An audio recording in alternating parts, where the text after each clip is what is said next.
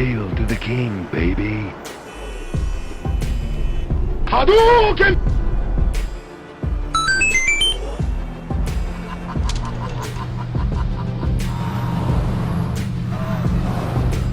Tiger uppercut!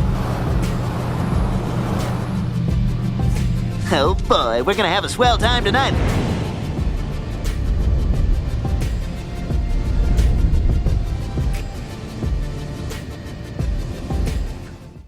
Hello, welcome back to A Boring Revolution, your number one news source for everything in regards to The Boring Company. Lovely to see you all. So, let's get into this episode. Very, very interesting developments with regards the project in Las Vegas. As you know, The Boring Company is looking at various projects throughout North America, and the focus at the moment is very much on Las Vegas. The reason being is they've got the most support in that particular city/state, and they keep finding new customers, and they keep getting approvals, planning permissions, permits quite quickly for this absolute monster project, which has exploded from around 20 miles all the way up to nearly 65 miles now. So it's pretty impressive. But what's even more impressive to me is the kind of target for 90,000 throughput per hour. That is a monster number. I want to talk about that today. I want to talk about some concerns, how they can alleviate those kind of concerns, kind of strategies, as it were, and just have a look at the overall system map. So, as you can see here, we have the new map with the routes plotted out in blue, and the existing system, which has already been constructed in kind of an orangey yellow colour. So let's have a look and see what it actually says on the Boring Company website. So this is an actual quote. The Vegas Loop will provide fast and convenient transportation to the Las Vegas community, its visitors, and beyond. The Vegas Loop will include LVCC Loop and any future service extensions, including those to casinos along the Strip. Harry Reid International Airport is obviously a very, very important hub for Las Vegas. That is where the majority of people come when they go into Las Vegas, other than the interstate system, and eventually to Los Angeles. So that in itself is another revelation, because I've always had some kind of doubts that they would do that. They would link Las Vegas to Los Angeles, but they seem to be doubling down on that now. That is a project of over 250 miles, and it'd be fascinating to see if they ever get around to doing that. But obviously they then have to deal with regulators in California, and they're not too accommodating. So I think that's a few years away. But it's nice to see that they want to do it, because it would make a lot of sense. Once completed, the Las Vegas Loop will transport more than 90,000 passengers per hour, which is a monster number. I'm going to show you why in a moment.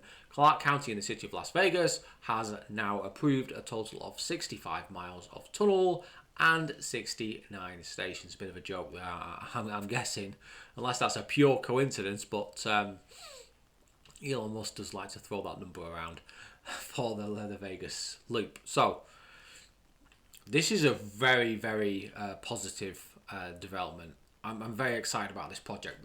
The issue with this project, a very, very minor issue, is that it essentially is eating all the time, resources, financing of the Boring Company. So these other projects in Florida and in Texas are not getting as much priority as this particular project. But in the end of the day, this is a massive project worth well over $1 billion if you account for the stations, tunnels, switchbacks, all the vehicles, the various safety systems, control centers, that sort of thing. Is well over $1 billion. So let's just have a look, because I throw around the number 90,000, and you're probably thinking, well, There's millions of people living in some cities, so what's 90,000? Well, 90,000 per hour can obviously be multiplied by however many hours the system's operating. So it might be 18 hours a day. But if we were to compare this to some other systems, Bay Area Rapid Transit, Washington Metro Rail, Barcelona, the Chicago L Line, all these things, it's bigger than every single one of them other than the Singapore system. And in my personal opinion, the Singapore system, which is pushed very heavily by the government, which is, I believe it's fully automated, the Singapore system. I'm pretty confident it is the best metro system in the world. It's a very modern one, it's got a good rolling stock, and it's got high capacity. So it beats all these other systems, 3 of which are in North America. So this is a big opportunity for Las Vegas to grow if they can execute with this particular system. It offers massive economic opportunities for Las Vegas and Nevada as a whole. So all in all, very, very exciting. But is 90,000 realistic? I believe the original target was 56,000, which I thought was kind of reasonable, and I wish they would have stuck with that 56, and then at a later date they say, hey, we achieved 80,000, that's a massive improvement, and then it would look from the outside perspective as though they had massively improved on the existing target. When they aim very, very high, so 90,000, if they then achieve 85,000, all the critics, all these tech magazines, all these people on Twitter will be saying, oh, they missed it by 5,000 in under. Oh, what a terrible failure by Elon Musk, total failure. We should rip this system up and replace it with trains. And look, it can't do what it even said they were trying to do. And it is, in their eyes, it's always a failure. So you should aim low and then achieve high. There's no reason why you couldn't have an internal goal of 90,000 and then the external goal that you show on the website is more like 60, 70,000. But given they've got 65 miles of tunnel, this should be very, very possible. It's just how you do that. As you know, I'm always banging on about the vehicles that the Boeing company will be using in their system, because I believe one of the key kind of metrics to make sure that you achieve a high throughput is to have a vehicle which can accommodate lots and lots of people and has automatic doors. And currently the Tesla Model Ys and Model 3s and Model Xs, obviously you could technically argue the Model X has an automatic door, but you want something that's more comparable to what you would see on a train, for example, or what Zoox has got. If you see the image down in the center of the screen. So how would they do this? So they can do this with Tesla Model Ys, but it's going to be a tough ask. Why is it a tough ask? Because you'd need 4,495 vehicles. So immediately that's a large investment. Obviously, you're not buying them all at once, but if you're buying 800-900 vehicles per year, that's still a big expenditure. Although you'll easily make that money back because each vehicle will be earning you easily well over or close to $100,000 per year in fares, if not way more than that, maybe $200,000 in fares. So it immediately pays itself back. So I've gone for 7.5 trips per hour. So how many trips can that vehicle do in any given hour? So I think 7.5 is possible, but it's a tough ask. You need to run vehicles close together. And you need some kind of system which prioritizes certain journeys. 2.67 passengers per vehicle. That would equal an average capacity of those vehicles of 67%. So there'd be very little wastage, but it'd be cramped because obviously you're almost at maximum capacity there. If you run those numbers, you end up with a 90,000. I don't think this is how they should do it, but if they built this system tomorrow, they could do this with existing vehicles, and in the worst case scenario, it's still doable whatever happens. But in scenario B, we get the Mexico factory up and running. We obviously have the compact vehicle, but I'd expect that at that stage we'd have the Tesla Robotaxi, which would be a purpose-built vehicle with automatic doors. There'd be no place for a driver to sit. There'd be no steering wheel. There'd be it'd be more like a box. It'd have 6 seats, have lots of space in there. It'd be the perfect vehicle almost the perfect vehicle for kind of a robo-taxi service, and also for the Boeing company service as well. That would be 3,288 vehicles, 8.4 trips per hour. So I've increased the number of trips per hour. I think they can do that if they have less vehicles in the system, so you could run vehicles at a higher speed whilst keeping the regulators happy. 3.26 passengers per vehicle. So that's around half capacity if we have 6 seats in this vehicle.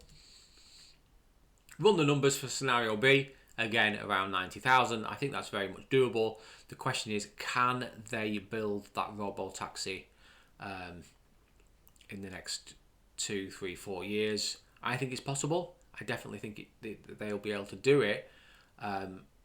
But there's always that little bit of doubt in my mind. You could potentially run the system with a combination of A and B, and that would still work, and I think this is definitely very doable. So my ideal strategy, as I keep telling people again and again and again, you're probably sick of me saying this,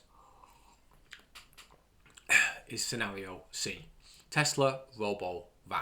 So the Robo Van, very important vehicle, has 12 seats, is high speed, has lots of space for people to sit down, comfortable, automatic doors, very, very efficient in every possible way. It's the perfect vehicle for this job. Not too big, not too small. And if you mass produce it, say on the Model X line at Fremont, and I think they'll mothball the Model X at some point next year or the year after. So I think there's the potential to manufacture it there. Then that or potentially use the same line, who knows. So I've gone for 7.9 trips per hour, so slightly less than scenario B, but I'm accounting for it taking longer to unload and load the vehicle. 6.42 passengers per vehicle average, again 53% or 54% in that kind of ballpark. And if you run those numbers, again 90,000. This is very, very doable. I think actually what will happen is we'll start with scenario B, and then over time the Robovan, because I think the Robovan is going to take a bit longer to get online, to mass produce. I think there'll be a combination of scenario B and scenario C, and then in the sort of medium to long term, you end up with scenario C with maybe 10 to 15% scenario B, because you might as well have some smaller vehicles in the system for in the evenings and the early mornings. Okay, so conclusion. This is actually quite a tough ask. I think getting this through regulators is the hardest part. Actually making it work is a little bit easier, but you've got to be ultra careful, ensure that it is safe, because as soon as you have one tiny incident, maybe there's a little bit of a crash at a station, someone gets a concussion or a bruise or something like that, media will be all over it. They'll pressurize the regulators. The regulators will try and slow things down and put unnecessary regulations on the system, and then it causes lots and lots of problems. So you want to roll it out nice and slowly. Vehicle headway has to be less than 15 meters. I think that's very, very reasonable. I know in the past I proposed a headway via running vehicles in convoys, essentially, of less than 2 meters. That's definitely doable. So I think less than 15 meters is both efficient and safe. So that'll be one strategy. I think a top speed of capped at 68 miles per hour is safe and fast enough. It potentially could get a lot higher than that, but let's sandbag it for now. That would equate to an average speed of around 45, maybe 50 miles per hour. Substitute vehicles, obviously you're going to be bringing vehicles in and bringing vehicles out of the system at regular intervals, and charging them up, maybe doing maintenance. Maybe certain vehicles have been damaged by customers, who knows. So you'll need that 5% where you're swapping in maybe, let's say, 600 vehicles every hour of the day, constantly keeping them charged up. And that will continue until in the evening, when that will sort of dial down a little bit. Requires improved load/unload time per vehicle. There's no point running these systems without automatic doors. Because if your vehicle does not have an automatic door system like a train, then load-unload times get too excessive. That's why I don't like them using the Model Y. I think if they could retrofit that for the Model Y, maybe it's doable, but I don't really like that approach. So I would advocate for using new vehicles. It needs to be fully automated level 4. As you know, the Tesla FSD system is already level 3. It's become incredibly competent, very, very good. Every video that I'm watching over the last 3 to 4 months has basically more than met my performance criteria for level 3 systems. When I watch it, when I watch how it behaves, when I watch how it evades other vehicles, how it makes decisions, it's a level 3 system. It's very, very close to a level 4 system. I think that, I'd be absolutely very super surprised if it's not a level 4 system in the next sort of 6 to 9 months. It would a huge surprise, because the amount it's gaining in terms of intelligence every couple of weeks, every new update. It might even be latter stages of this year. I'm very confident about that. It's definitely a level 3 system though now. Absolutely guarantee it is. So, okay, so that's what I think about that. Very impressed to see the 90,000, but they've got to execute. Okay, guys, hope you enjoyed that. As you know, please follow the channel. Please like and hit the bell icon, and provide some comments. Do you think 90,000 is too high, or do you have an idea of what they should be achieving beyond 90,000? Tell me in the comments below. Hope you enjoyed the video. Sorry about not producing a video for quite a while, but I've been unfortunately engaged in other activities. But hey, hope you enjoyed that. Take care now, and remember, don't be boring. See you on the next one. Surely you can't be serious. I am serious. And don't call me Shirley. Prove me wrong, and that'll be great. I mean, with artificial intelligence, we are summoning the